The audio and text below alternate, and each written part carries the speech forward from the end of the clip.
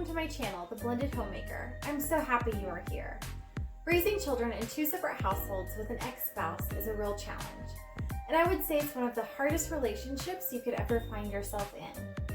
I'm here to encourage you and inspire you to keep moving forward and to find God's path for your journey. Today's video is really a follow-up of my last video, where I shared with you my personal co-parenting goal for 2021. And in that video, I shared that my personal co-parenting goal is to be more personable in my communication with my ex. We have a very limited time where we actually see each other face to face because of the ages of our children. And majority of our communication is via text or email. So, instead of talking to him like I would the guy who's coming to fix my washing machine, I wanted to be more neighborly in my communication, just to remind him that he is actually talking to a person and not a robot. And vice versa, right? We need to remember that we are actually dealing with another human being. And you want to keep some sense of unity and some sense of family because you are raising these children together, yet separate, until the age of 18 and they fly the nest, right? So I had a few friends who reached out to me after I posted that video, and they said, "Look, Brett, we're really happy that you're able to be friendly with your ex. But unfortunately, I'm not. Anytime I'm friendly with my ex, it leads to other things that I just don't want to deal with." And I understand. I completely understand that. Which leads me to the point that we need boundaries. Boundaries need to be set surrounding our communication with our ex. Yes, that is very, very important to do, right? And it's also can be challenging to do as well because this is a person who you used to share everything with.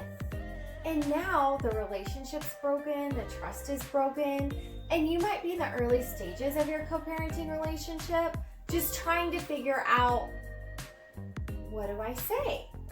How far do I go sharing details about my life and the kids' lives? Or how much do I allow him to share or her to share regarding the details of their lives? And to be honest, that is really a question that you are going to have to prayerfully answer yourself. I want to encourage you to pray and seek God for wisdom and discernment and direction when it comes to mapping out your boundaries that you're going to place in your personal co-parenting relationship. And sometimes we map out and we build our boundaries, but sometimes they need to be reevaluated and rebuilt because of the changes in life circumstances. Like maybe an altercation with your ex would cause you to need to rebuild some boundaries. Or maybe your ex is in a new relationship, or you're in a new relationship, which would cause you to create some new boundaries within your communication. So I look at it like fences.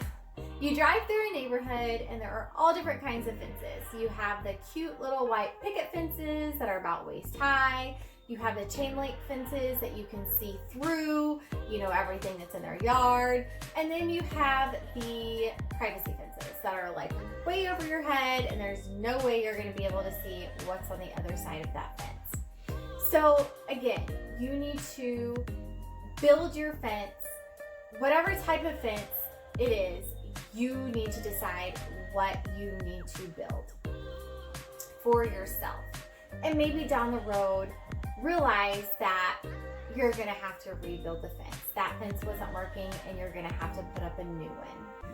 I do want to share with you a scripture, and that scripture is Colossians 4:6.